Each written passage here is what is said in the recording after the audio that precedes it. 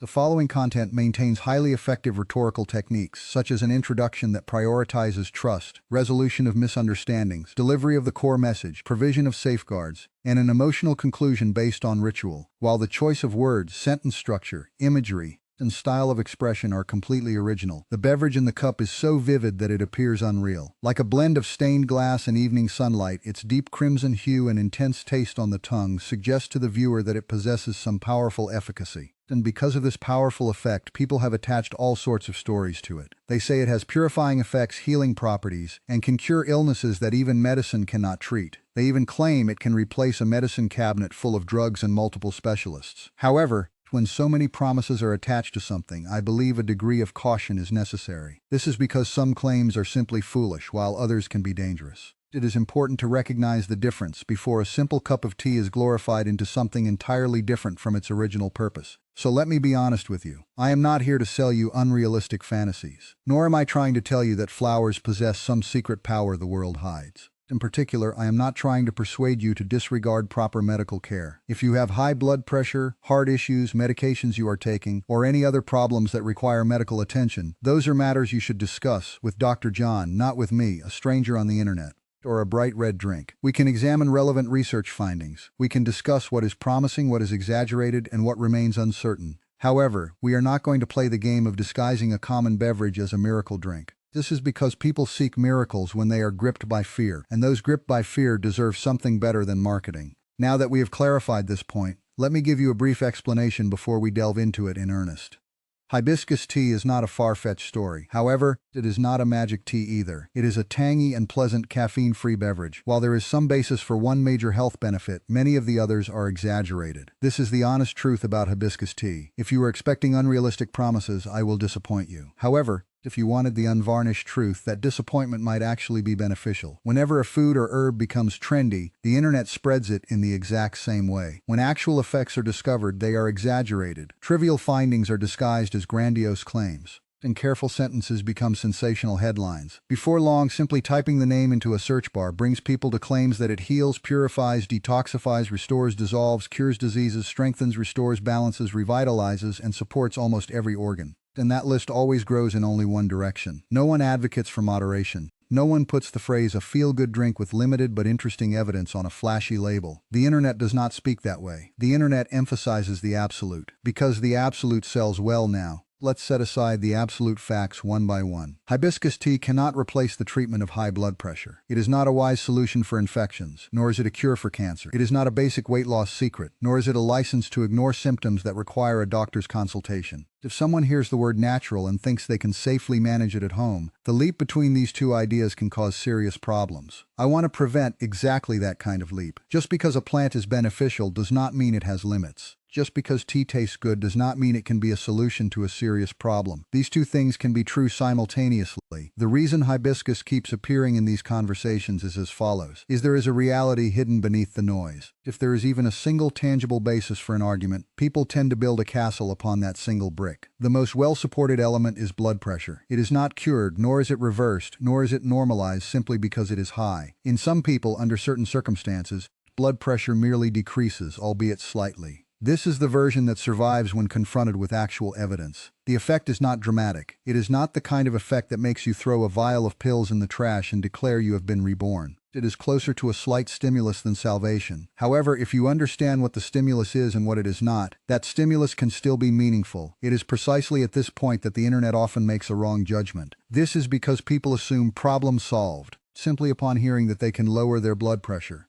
However, blood pressure is not a matter to be taken lightly, like a hobby or a fad. It is a bodily system that can silently suffer damage even while a person feels nothing is wrong. Therefore, regarding anything that can lower blood pressure, even if it is very minor, the moment we begin a discussion, we come to regard it not as a harmless lifestyle habit, but as a significant issue that requires mature attention. So please listen carefully to this point. Just because your blood pressure is already high, drinking hibiscus tea does not invalidate Dr. John's medical care. Tests, follow-up care, medication reviews, or any plans tailored to your individual situation are not disregarded. Hibiscus tea does not replace these treatments. At best, it can only be discussed as part of the overall treatment plan. Also, the order matters. Consultation comes first and drinking the tea comes second. You must not change the order. Many people try to drink hibiscus tea first because they think it is simpler than the consultation. However, just because something is simple does not mean it is safe. There is another reason why this issue must be respected, a point that many health posts overlook. If there is even the slightest potential to affect blood pressure, it can be an even more critical issue for those already taking medication that affects blood pressure or fluid balance. Some of the recurring interaction warnings found online are exaggerated compared to actual data, and I believe this is also important.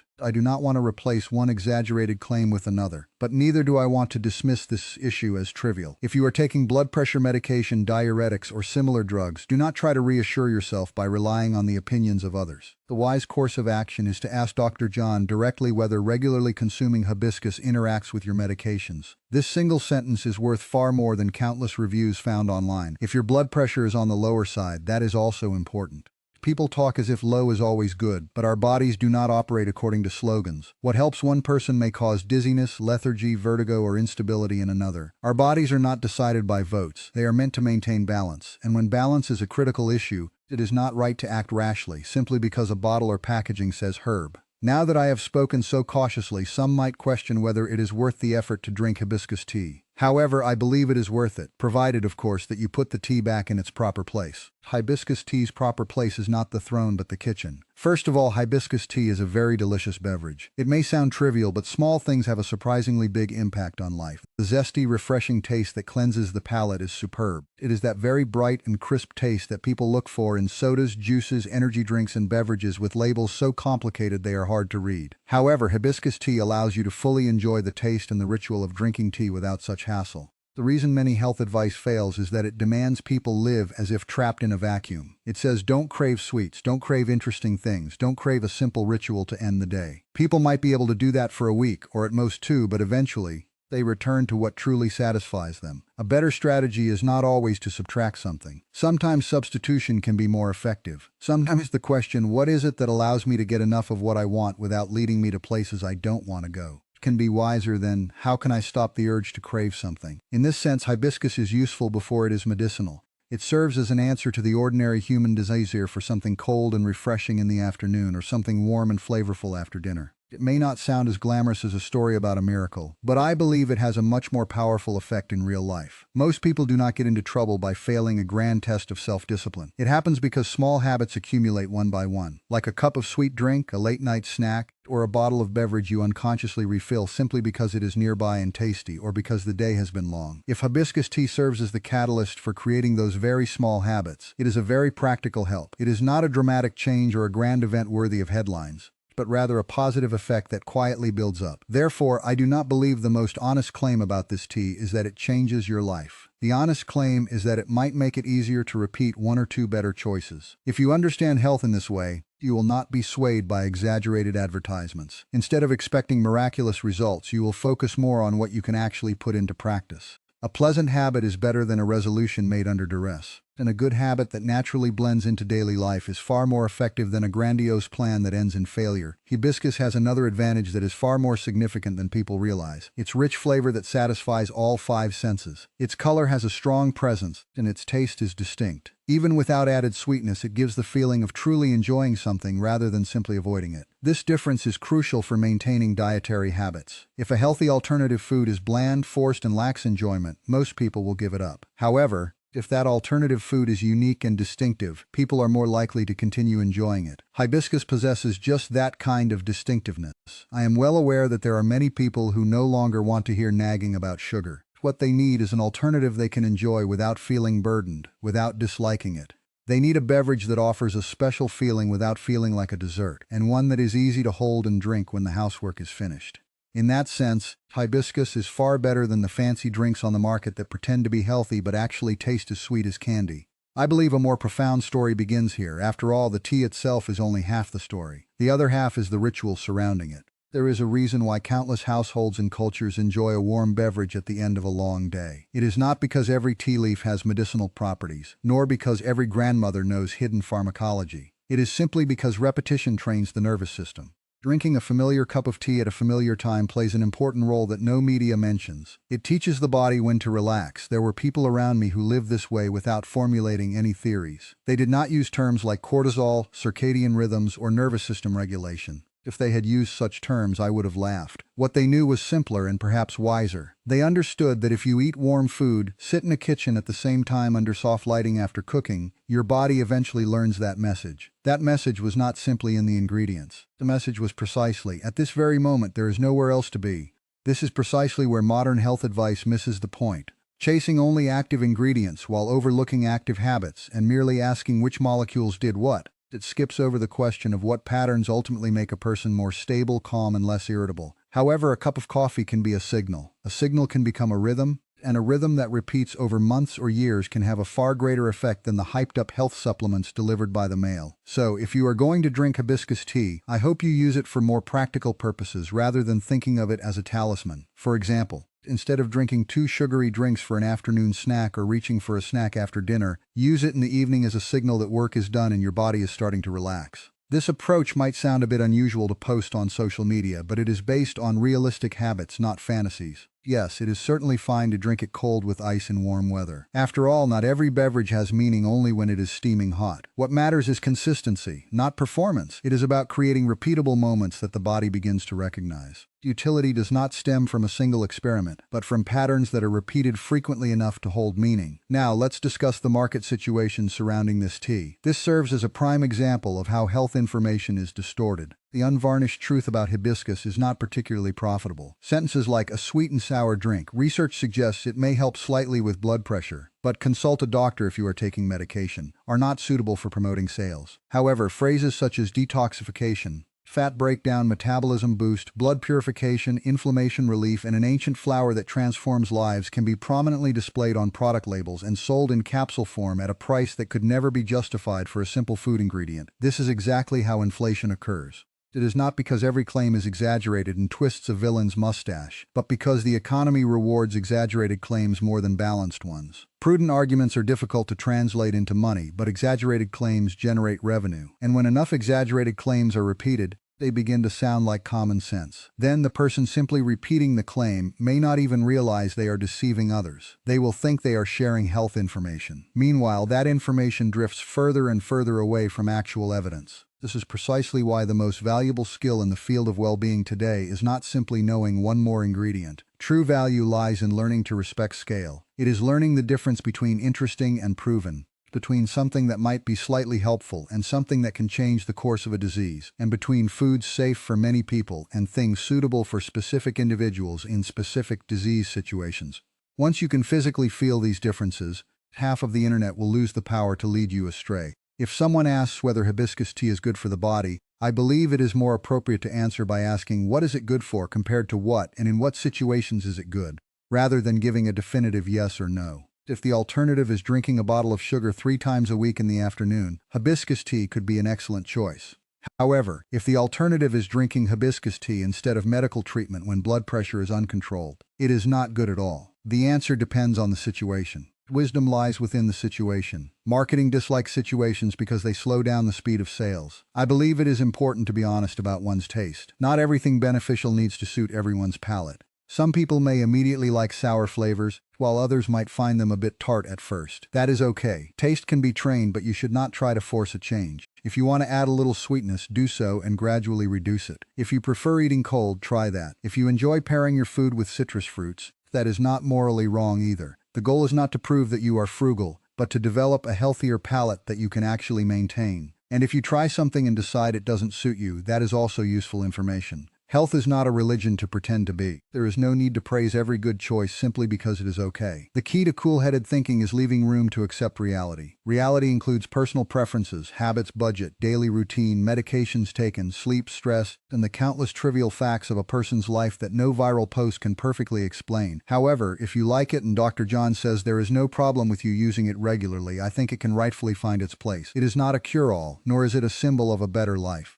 It is simply one of the quiet but effective alternatives that slightly reduces our dependence on the things in our daily lives that lead us astray. Small successes are nothing to be ashamed of. The most lasting progress comes from those very small successes. One thing I strongly oppose is the impulse to turn every good habit into a grandiose ideology. When people discover something helpful, they almost immediately begin to try to explain everything about human existence through it. Suddenly, a car is no longer just a car, but the answer to everything. However, Not everything helpful needs to become a philosophy. Some things can remain useful just as they are, enjoyable despite their limitations and worth repeat. More things in that category. So how would one properly utilize hibiscus tea? I would not drink it for medicinal purposes, but rather consider it a practical, ritualistic beverage that might offer a slight benefit to blood pressure. I would use it where it truly shines, instead of sugary drinks, when I crave something sweet, or when I want a flavorful beverage that won't get me drunk all night. I would enjoy the color and tart taste of the hibiscus. Those seeking miracles might expect a miracle just to clear out their stock, but I would not expect such miraculous effects. If blood pressure were part of my actual health problems, I wouldn't start by rummaging through the pantry. I would ask Dr. John first. I wouldn't be shy and would ask clearly, "I'm thinking about drinking hibiscus tea regularly.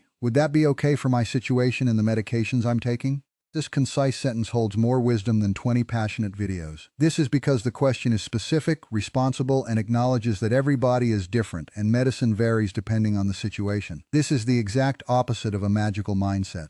I believe that stripping away the exaggeration, what we truly pursue is not only accuracy but also maturity. In the context of health, maturity means this: knowing how much help simplicity can provide, not expecting it to solve everything, and respecting situations where simplicity alone is insufficient. It means enjoying a beneficial beverage without expecting it to save you. It means being able to accept even modest help without turning it into a pipe dream. Perhaps that is why the truth about hibiscus feels more appealing than the myth. Myths are loud but crumble easily. The truth is simple, yet naturally blends into life. A crimson teacup, a refreshing and sharp taste, a minimal effect on blood pressure, a wise choice to consider if you are taking medication, a good alternative to sweet foods, a companion quietly added to your evening routine. That is enough. No, it is more than enough. It is something worth talking about without making a fuss. If there is one thing I hope people take away from this article, it is not the fact that hibiscus is special. Rather, it is that ordinary things are most useful when we do not try to make them special. Meals, walks, a cup of tea, the habit of going to bed early, afternoons spent reducing sugar intake, the questions asked during a proper medical consultation. These things do not sound glamorous. They are so humble that they do not stimulate people's imaginations, so they do not go viral. However, these are precisely the things that can truly enrich life. If you have heard all sorts of rumors about hibiscus tea, let me now offer a calm explanation. Hibiscus tea is neither a useless tea nor a miracle drink. For some people, it may offer slight help with blood pressure control and be a good alternative to sugary beverages. If consumed consistently, it can become a calming part of daily life. However, if you require blood pressure management or medication, it is best to consult a professional rather than relying on speculation. This is the wise approach to hibiscus tea, which is often shrouded in myths far more than it is in reality. If it suits your taste, give it a try. Try brewing it without adding anything. Check if you like the acidity before adding sweetness. Consider whether it is better to drink in the afternoon or the evening. Observe how drinking fresh and flavorful tea changes your choice of other beverages. However, do not forget rational judgment. Accept tea as tea, medicine as medicine, and evidence as evidence. Do not leave your judgment to those who believe that everything natural is worth paying attention to only if it is a miracle. In my view, that is all there is to it. It is not flashy, nor is it mysterious, nor does it borrow authority. It is simply a cool-headed look at what this vivid red beverage can truly offer and where its limits lie. In a world filled with exaggerated promises, a cool-headed perspective is far more valuable than people think. If you want to remember hibiscus tea in a single sentence, remember it like this: it is best to regard hibiscus tea not as a miracle cure that cures all diseases, but as a fragrant habit with modest benefits backed by some scientific basis. Keeping this in mind will reduce the likelihood of being misled by false information or misusing it, allowing you to better enjoy the true value of hibiscus tea. Take good care of yourself. Ask yourself better questions than the cliches. Leave a little room for small habits that